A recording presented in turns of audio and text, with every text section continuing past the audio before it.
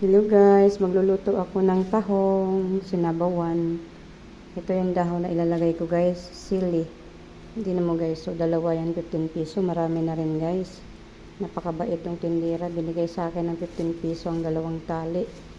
Pero alam mo yung isa nito, 20. Pero dahil sa mabait ako guys, lol.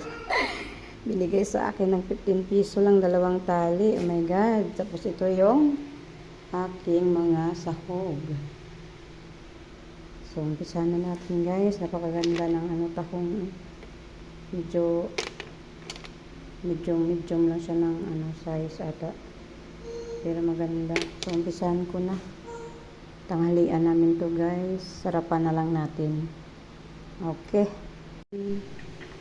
Umpisahan ko na guys. Lalagyan natin siya ng mantika.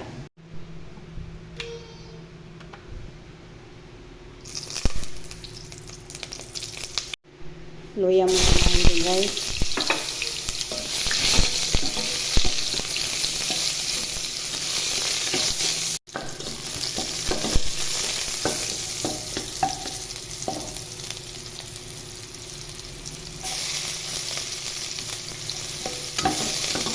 Ayan, gisa-gisa lang.